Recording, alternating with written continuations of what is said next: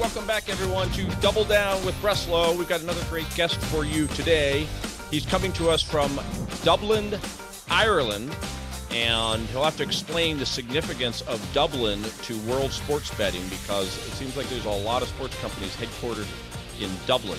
Something to do with good beer, probably has something to do with it. But Bart, welcome to the program. Thanks, James. Thanks for having me.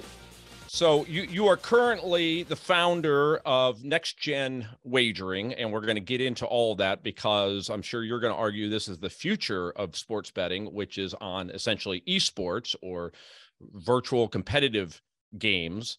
And that obviously is exploding, but we want to hear how exactly people are going to bet on this. And you also spent many years with Betfair, which is exchange wagering, which is something else that we haven't really seen in the US yet, which is players being permitted to bet against each other. But before we get into that, tell us a little bit about Dublin and why Dublin is an important city for sports betting. Sure. Betfair was actually founded here, and Paddy Power, which is one of the bigger Flutter brands, European-based sportsbook, is here. You have a lot of companies that have set up in and around Ireland due to two things. One was a corporate tax scenario, right? Being a subsidiary from the UK and being able to share and hold UK licenses back then is one. And then they just built up a core of talent of people who really understood how wagering worked, right? Really understood the ops, the trading, etc. So then when you needed to set up, or you were expanding or looking for it, you just had a lot of people inside of Ireland or inside of Dublin who knew the business. So then therefore it just became easier to, set up shop with people who were, very familiar with wagering. But it all kind of stems from horse racing and the horse racing industry. Of course, Ireland's a big horse, breeding and group. And so, people grew up punting here, as they call it, here in Ireland. So that's what about Isle of Man? You hear about that a lot. Yeah. So the Isle of Man, as opposed to Ireland, is much more from a tax kind of conducive perspective, right? So the Isle of Man tends to hold the licenses, right? Or you have people who have set up a corporation there, but their still main operations and things tend to be, scattered throughout Europe, let's say. Where in Ireland, it's more their actual headquarters are here. So, for example, the Flutter parent headquarters is actually here in a town called Clonskee here in Ireland. And there's probably 4,000 to 5,000 people employed by Flutter in and around Ireland. So there are a lot of people here. Yeah, a lot of people in America don't even know the Flutter brand. They own FanDuel, and that's what people in America know about. But tell us about what else Flutter has. Yeah, so Flutter is the largestly publicly traded wagering operator in the world.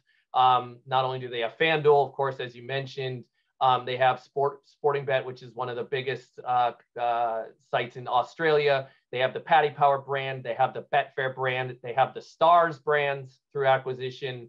And then they also have the Sky Bet brand, which was a huge UK, add-on to the Sky Communications Network. So they're very big, very powerful, very shrewd and scalable wager operator.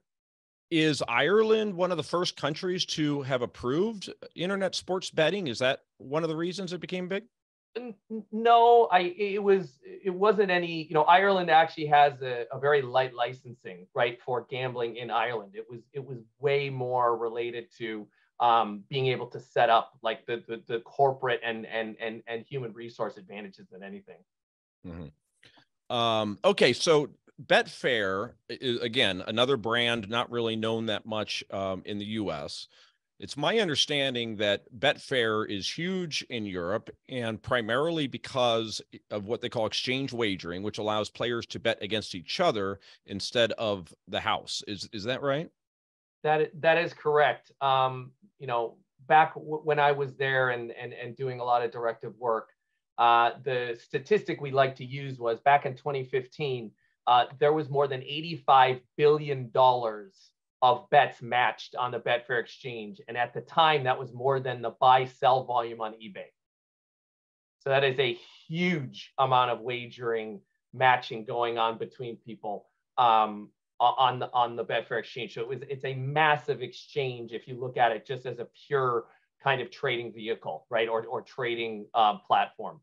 Well, it's interesting that you mentioned eBay, because would you say that it sort of operates kind of like eBay? It operates with eBay in the way that there is a buyer and a seller. The primary difference with the exchange is it's all anonymous, right? So James, you and I can't find each other specifically on the Betfair exchange to strike a bet. I will put up a price, just very similar to the stock market, really, right? Or financial markets. I will put up a bid or an ask order. You will decide whether that price is something that you would like to take, and then you will be the counterparty to my offer. But I cannot actively search a directory, find yourself, and us get into a bet together. That is not how the platform works. It's scaled to be anonymous. So it is more similar to a stock exchange. Very similar to a stock exchange. And one of my roles at Betfair was to take the product and try to bring it over to the US to establish a foothold for the Betfair brand back in 2016, 2017. This was before, obviously, all the PAPSA and all the legalization of sports wagering occurred.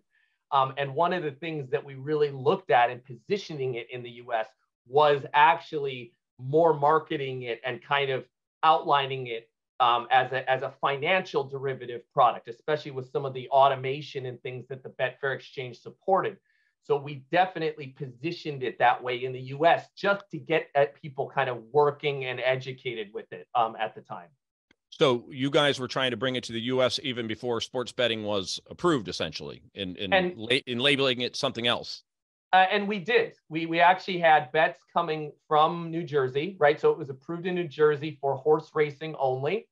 And we actually had people making bets in New Jersey with someone in counterparty in Europe, right? With a fixed odds horse racing bet. It was actually put in place, approved and live, and it went in under kind of a temporary kind of licensing test.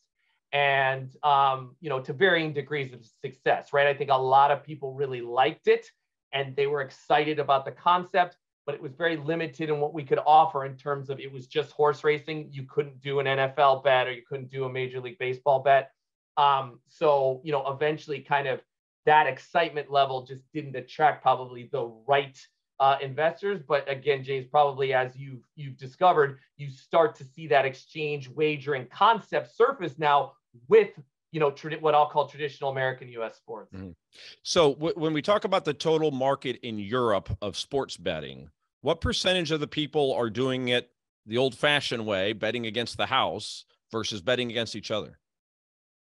It is wildly heavily weighted to betting against the house. If you're talking about shares of wins or losses by customers in Europe, I would say the exchange volume is really big, right? But that's a lot of people being able to do trading in market, back and forth, hedging positions. So the actual betting volume, it's less than 10% that occurs on an exchange or exchanges in Europe. It's much, much, much heavier house betting.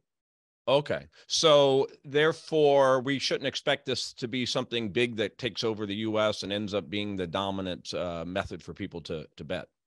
I mean, look, I love the exchange. I love the technology. I think a disruptive technology that's based on financial market trading would speak much greater to a US customer, to be honest with you, than it would a European customer just by nature. And the reason is because betting you grew up with betting and fixed odds betting in Europe, right? As something being legal, where in the US, you didn't. And this is all very new to people. But stock market trading, put call options, all that derivative vehicles, that's all very popular. And you can see a lot of the meme stock and the, Reddit bets and all that stuff is still, wildly popular. So there could be a scenario where it becomes a much greater share of betting eventually, right, in the US, but I wouldn't see it ever probably crossing, 50% usage and then 50% against the house, right? And the sheer reason is it's still the house or the sports books are just much better at marketing, much better at talking to users and offering everything, and they're in front of all the TV and everything, where an exchange platform is by nature a platform, right? So it's a piece of software, and people have to kind of stumble onto it more than they do kind of having it put in front of their face. And ultimately, what is the reason why a person would prefer exchange wagering over betting against the house? So for me, the biggest parts of the exchange, once you're able to kind of understand what to do, the three benefits of it was very clear. One is you tend to get better pricing, right? So the vig or the over round, as they say out here in Europe, is almost always generally better on an exchange because it's two separate people. There's no middleman, et cetera, et cetera. So the prices on your money line bets or on your, your basic, handicap betting, two teams, Patriots versus Seahawks -7.5. You're going to get a better price, right? You're going to pay less to the house in your vig. That's the first thing. The second thing is the ability to trade your position in and out in play is much more robust, much faster, very fast settlement. So you could take 5 different positions inside an NFL game, for example, on the exchange every time someone scores, and you're actually just like a financial market, you're actually trading in and out of your existing position versus completely creating a whole nother bet to settle and to settle and to settle. What that ultimately means, James, is your bankroll goes farther. You can use your bankroll to make more bets because you're able to take the same position and trade in and out faster. That's the second advantage. And then the third advantage of the exchange is normally they also allow a lot more automated trading. So the one thing you could see as AI continues to progress here, and the average person could potentially think about creating more automated betting strategies or handicapping strategies, the exchange actually allows you to implement them as an individual, where you'd never be able to do that on a book, and they'd obviously never give you access to their automated back-end tools, of course. Yeah, isn't another potential benefit that you can bet on real kind of one-off type sports that are smaller, that the Vegas books and the big books are afraid to take odds on because they don't really know the game. But as long as it's just one player against another matched up, fine, they'll let the two of them bet on anything you want. You can bet on a cornhole game. Yeah. So that is the exchange for the exchanges that will survive. It's all about liquidity for that exact reason.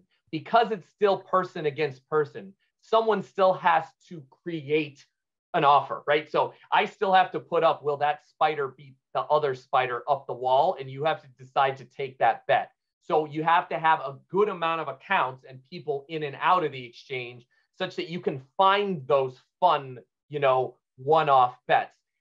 That's why it's very hard for exchange to get off the ground, right? So some of these guys in the US who are starting their own exchange platforms, it's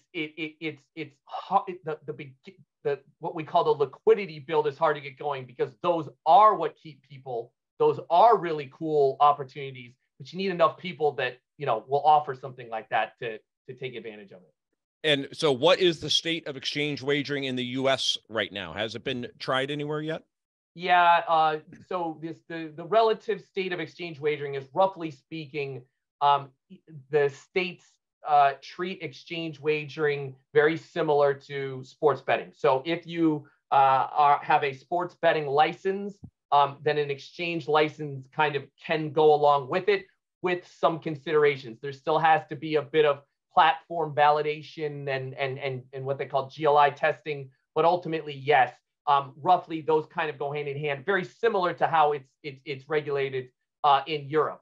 Now, so New Jersey definitely has some exchange wagering products and services, and you see, like I said, you see these guys cropping up. But the hard part is, in order to build up that liquidity, you need 3, 4, 5 states of licenses under your belt, which is very cost prohibitive, of course, right? Because then you have to go secure the licenses.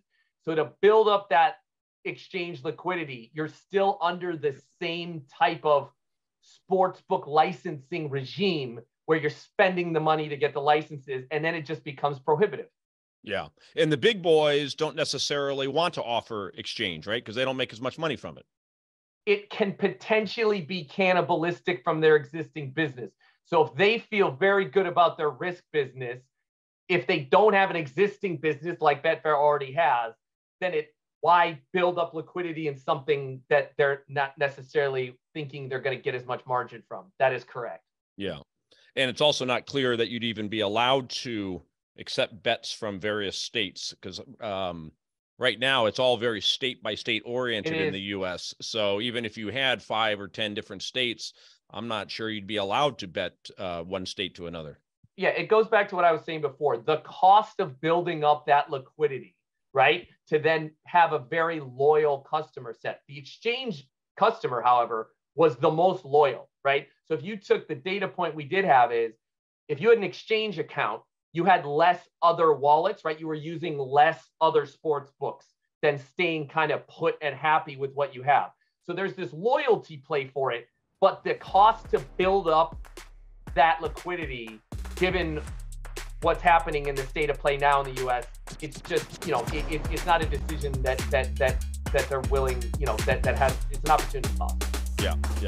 Okay, good. Let's leave it there on exchange wagering, and let's pick up with esports and the status of that and gambling on essentially video games, which is what you're focusing on in Next Gen. We'll pick that up after the break. We're talking to Bart Barden from Next Gen Wagering. Buy, hold, sell, brought to you by Crosscheck Management. Hi everyone, I'm Veronica Dudo, and welcome to Buy, Hold, Sell. If you have the Russians that are going into Ukraine, the Americans and the Germans and everyone else in Europe is going to say, hell no. If Russia doing things, logically was their MO, I'd agree with you. Yeah, Todd, why don't you get him on a phone call right now? Hello, you. Financial News TV, just the way you like it. Fast-paced, unadulterated, in-your-face, rock and roll style. Join us next time on Buy, Hold, Sell Live. Oh, yeah, I'm going to remember all that. I can't even remember. Oh, God. Yeah, well, that does. I want you to, oh, my God. Fast-paced, no, oh, sorry. Take one.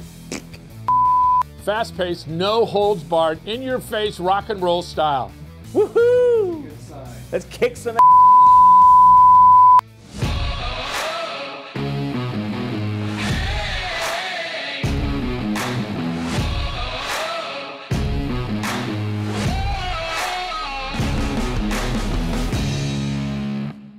I want you to smash that like button.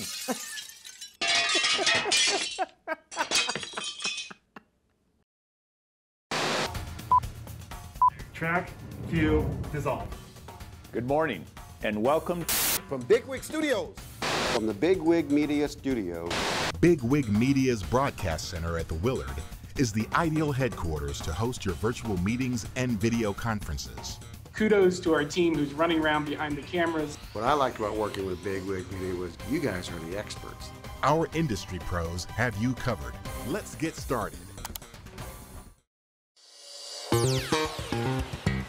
Welcome back, everybody, to Double Down. We're talking to Bart Barden from Next Gen Wagering, who says that the future of sports betting is on esports.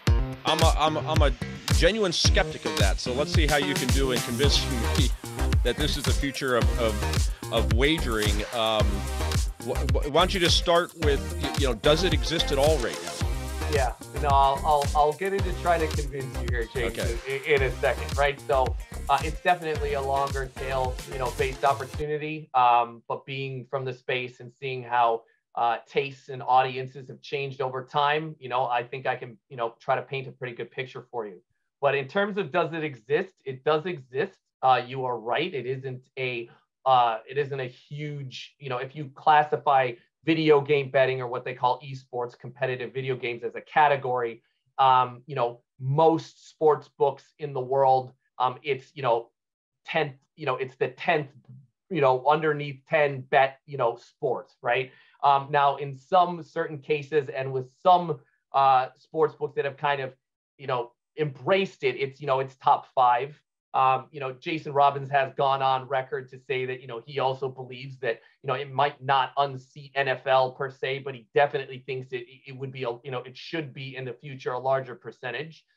But the main problem in the United States specifically is that in Europe, esports is regulated just like any other sport, right? So if you can list a bet on the Premier League, Manchester United, for example, or you want to list a line on an NFL match like Tampa Bay, you can list a line on the latest competition of someone playing a game of Halo or someone playing a game of CSGO, right? Which are 2 popular esports or video game competitions.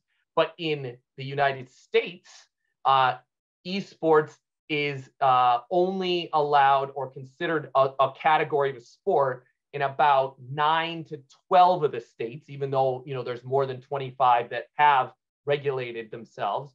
And then the other states will approve them on what they call an ad hoc basis, which just becomes absolutely not scalable, right? So no one is going to offer these video game competitions that are speaking to a different audience set that is in their product at this point, especially when they have to go through so many hoops just to offer the markets for someone to bet on, right? Now, that is changing, right? Over time, you see states, adopt. Michigan was the last one to do it. You see Ohio considering it. You see this happening, right? And it will. It's probably still just, 18 months behind. But the real growth of it is just the sheer number of people who, in a generation where, I work for a video game company. I love video games and I grew up on it, but I still love my Seahawks. I still love NFL. That's what I watch and consume. But this millennial audience, this 18 to 25 or even 18 to 30s, they're spending 47% more time watching video game content or YouTube or streamer content than they are actual live sporting events, right? And so eventually that consumption and what they grew up on cheering for professional video game players or streamers playing video games or Mr. Beast, right, doing these fun competitive game giveaways and playing Minecraft, those are going to be the ones with expendable income. Those are going to be the ones with the wallet, and they're not going to want to bet on the NFL or Premier League soccer. They're going to want to bet on what they're used to watching, which is competitive video gaming. So the reason I think that it's going to take over is the sheer consumption patterns that are occurring now at that. They're not just kids. They're 18 plus now. They're 25 plus. They eventually will have the consumption. They will do it. The example I like to use is when I first got my job at Betfair, there was this kind of interesting dichotomy of, do you double down, no pun intended, on the horse racing bettor and make a better horse racing product because they are the most valuable bettor that was in each of the services? Or do you start to look after and go after what was the football or soccer bettor who needed different types of things? They needed more mobile app. They needed different things, but they were the rapidly growing audience, but they were younger and they were less valuable. And the people that did that, now soccer in European books is 65+% of the handle of some of these books in Europe. And that was just 10 years ago. So it's only a matter of time, in my opinion. And I'm trying to put together some things that take a really great audience and people who have already collected that audience, such as Optic and some of these esports teams that I'm working with, and pairing it with a really good platform execution such that you can actually present a product to these people because they expect something very different than the 50-year-old horse racing bettor. So help me understand, as someone who's a Gen Xer, this current world of video games. I also grew up with video games to an extent, a little bit more rudimentary. I think it was Pong, just a thing going back and forth. But when I think of video games, I think of people playing video games. And yeah, I hear all the time about kids getting addicted to video games and Fortnite and this and that. But to what extent are people simply sitting back and watching video games as opposed to playing them? Yeah. If you don't live and breathe in the industry, the numbers are shocking, right? So the number I like to use is, roughly speaking, there's 650 million what they consider to be esports fans or competitive video game fans. And what that means is they watch a match, they watch two people or a group of people playing a video game. They're not playing in it themselves. They are watching a video game at least 3 times a month.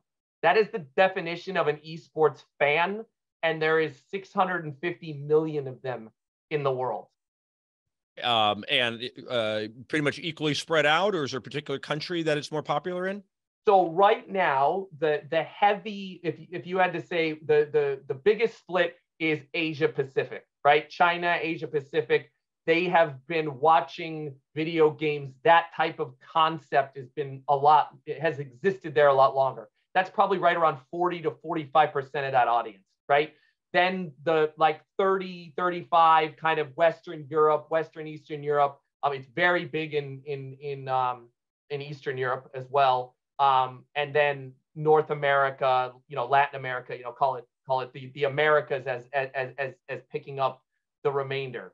Okay, and where and how do people watch these games? Yes, so there are live events, right, where you can go to a live event and they fill a stadium and they broadcast it and you're watching the people set up and they're gaming. The best example that I would say that people would be familiar is they filled the Arthur Ashe Stadium in New York in 2018 for the Fortnite World Championships, and that housed 25,000 people and it sold out.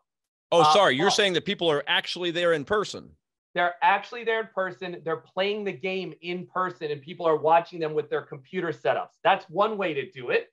But the majority of all the content and consumption is basically through a streaming platform. So either YouTube, right? Watching it through YouTube and live product there, watching it through Twitch, right? Which is another live broadcast tool, Facebook gaming, whatever. So most people are watching it through an online live streamed broadcast channel. That's where the majority of the consumption happens.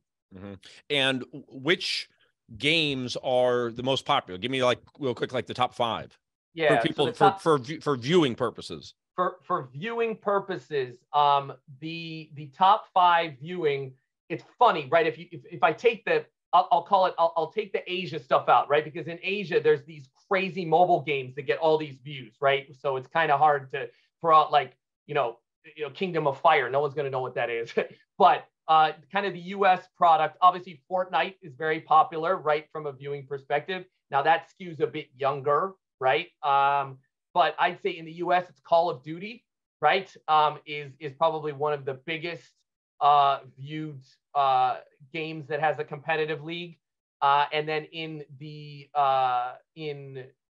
Europe and Asia, it's more like League of Legends, which is a Riot game. Now that's a lot more crazy. That's not even like a shooter. That's like a very fantasy-driven kind of mega battle on a matrix map, right? It's a very different game.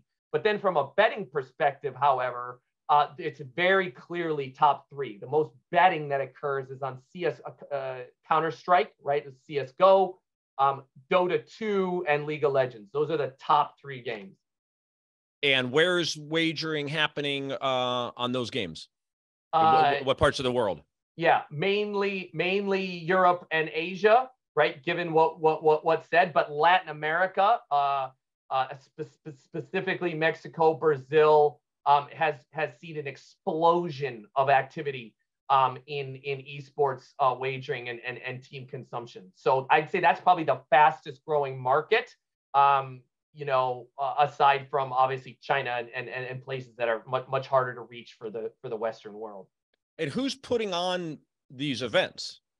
Yes, so most of the events kind of are done. There's a tournament organizer kind of group. So there are 4 kind of big tournament organizer groups. ESL is the name of the group that tends to do some of the biggest events. And they will get the best teams. They'll coordinate it. They'll pick the venues. They'll get all the broadcast rights. They'll broker everything. And then they put on the event, whether it's a 4-day event or a 6-day event or a 7-day event. And then additionally, the video game publishers themselves, right? So Riot is the publisher owner of League of Legends, just like Epic is the publisher of Fortnite. And they will also then, as part of the season of competitiveness, they will then put on the finals or the event. So it'll actually be hosted by the game developers themselves. So those are the two paths. Have you seen any of it actually shown on regular cable television? So there, ESPN did some rebroadcasting of the League of Legends finals last year on ESPN2. And then out here, and I don't know if they have it in the US, but there was a cable network called Jinx. And there was some specific gaming networks on cable television that were just showing it kind of constantly. But really, 85, 90+% is all through streaming platforms. And that's what these guys use, and that's what they consume through. So I did check a betting site that I regularly take a look at. We'll just leave it at that. And it allowed betting on Madden football. Yes. Yes. Tell me about that. Yeah. So there's two types of betting on Madden football. One is Madden actually also has a league or a professional competitive league that they will allow some betting in various games on, right? Much like the 2K league for NBA 2K. But then what Madden also does is they more on this virtual, you had mentioned this virtual betting. What they do is they allow their game to be played by, in effect, a bunch of robots is the best way to say it. And those matches are then broadcast, and you can bet on, in effect, a fake kind of football match because there's no NFL going on. But it's a Madden shell. You're watching a game of Madden, but it's kind of between two automated people playing, but you can still make your bet, kind of like betting on an automated horse racing machine with quarters, at a casino. Right. Yeah. I forget the name of the company, but there was a company I was familiar with in Europe that was all they were doing was creating these. Chiron is a big virtual provider. Inspired did some virtuals as well. Yeah, big guys. Yeah. So, but that's not really your focus. Your focus for your company is actual gamers playing. Yeah. I want to take live content, whether it's played by professionals or by very popular streamers and gamers.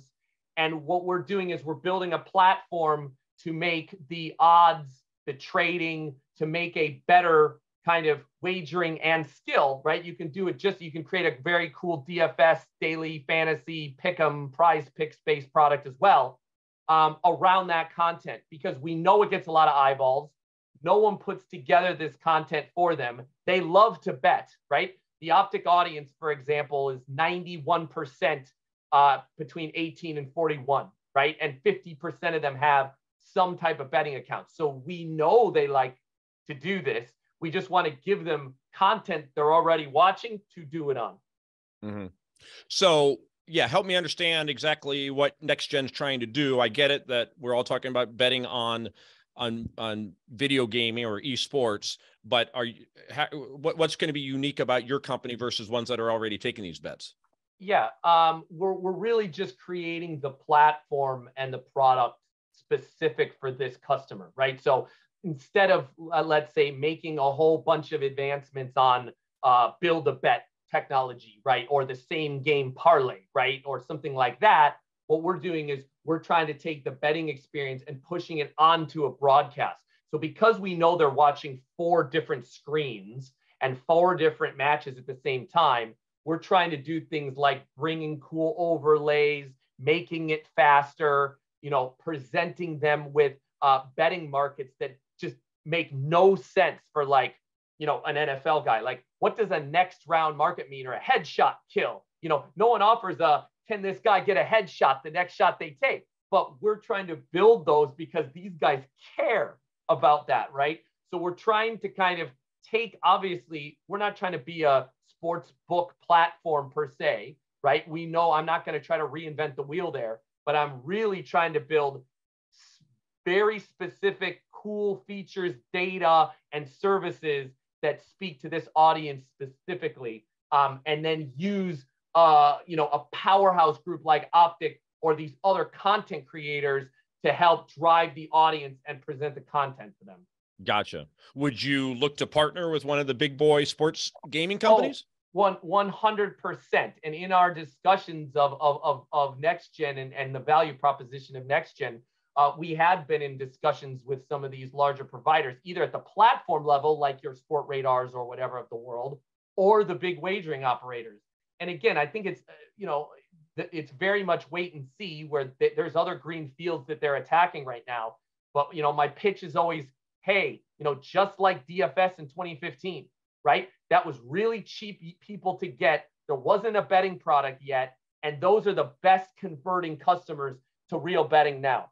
So we are going to be the DFS of 2025 or 2026 or 2027. I'm going to get a whole bunch of really cool millennial wallets who love watching and betting on this stuff. And hopefully then I can partner with one of the big operators at some stage and bring them a new audience that they haven't marketed to before. Any guess as to which U.S. state could be first for this? Well, I'd say that the most conducive state. So there are states that accept this, right? So if I was going into, if I was able to stand this up immediately, New Jersey obviously is a big one. Nevada has done a lot of esports event legislation now, and that's on the docket. Colorado is really friendly for esports betting, and Ohio has opened up and has gone legal in a friendly manner. Those would be the top targets, just because they've been very pro esports wagering or esports transactions. Yeah.